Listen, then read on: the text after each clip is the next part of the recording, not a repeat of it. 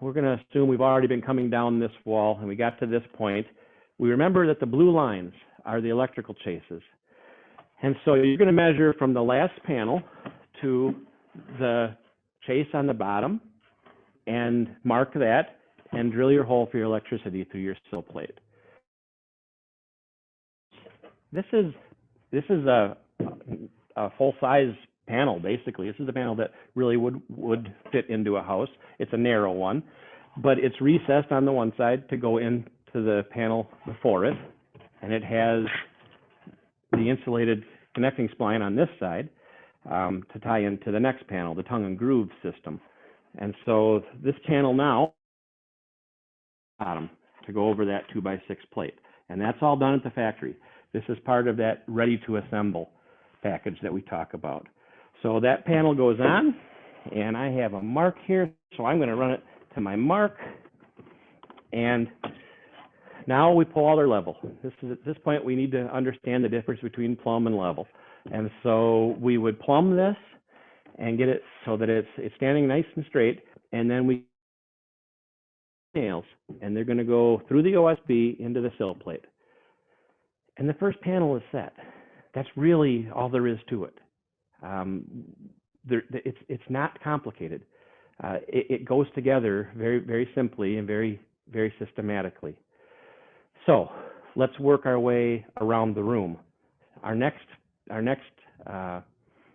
feature that we have in this wall is a window. Well, now this is a panel that would go below the window, and as you can see, it's completely symmetrical. So some ask, well, how do you know which is the inside and which is the outside? The thing to always remember is that the blue lines for electricity are always on the inside of the panel. So this would be the inside, and this panel goes next. Now we're going to put sealant. We would have put sealant under this panel.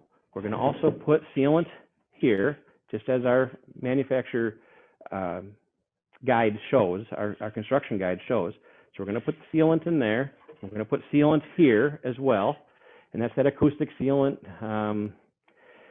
It never dries. It's a great product, except that it's messy, so we used to call it Black Death, but now it's white. So I don't know, we got to come up with a new nickname for it. But we put the sealant on, the panel goes in, and that's the bottom of your window. Now we're going to have a header panel, but instead of trying to put that header panel in next, we're going to put the other side of the window in. So in this case, this is going to jump us ahead one step. This is our flyby corner. This is our panel that's going to go into the corner. Now, as you can see, the OSB on the outside goes all the way to the corner, and the OSB on the inside stops short. So this panel is the one that's going to finish this wall out. Go here. Now, if the foundation weren't perfect, if the foundation was just a little bit short, if the panels had stretched a little bit as you were going along, this is the place where you could now adjust the panel. This is the most adjustable panel on the house. As you can see, there's no real timber in this. There's no 2x in this at all. So if you needed to cut this panel back, you can cut it back here, and you can cut it back here, and take a little bit of the foam out, and not have any wood in your way that you'd have to trim. So you put that panel in place, and now I'm going to note something here down at the bottom. When this panel goes in place, and this is something that can be a little bit of a challenge to remember. You notice down here, we want to keep that panel back that ½ inch, because our next panel is going to have OSB on it, and it's going to come all. So it's important that as we're measuring across here to see how this last panel in this particular wall is going to fit, that it ends up a ½ inch shy. Sometimes we end up thinking that's where we want it to be, but that's going to give us problems. It has to be back at this point. So that's something just to keep in mind as you're laying things out. Now, if it ends up being short of that, that's okay, because this panel, if there's a gap here, the way this panel is, it's going to be there's a 2x6 here that's going to be shot together with our 8 pennies. If that's not all the way into that corner and you need to spray foam a little bit there, you're fine. You can still make a really tight corner. So having a little bit short is not a problem. Having it a little bit long is a problem. So now, and we're gonna go next to our header panel. So this is the header for our window. Now this isn't the typical header. This one is made with 1-bys.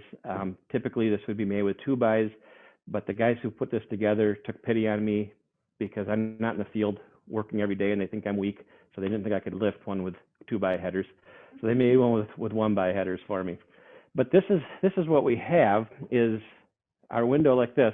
Now, typically speaking, I'll try to do this without turning my back to the camera too many times, but this header is going to set in here just like that. And now this window is complete. That window is completely put together. Now, the posts on each side of the window are designed to carry that header. So the 2-bys line up with the 2-bys in the post on the walls, and that's all framed out. At Intercept, we also do send some little OSB strips when you have a setting like this where the part of the connecting spline is showing. And they're just little strips that you can tack in there, and it gives something for the trim to flush out on, and on the outside for the windows to nail into. And there you have first panel, header panel, and you've made it to your corner, to your first corner.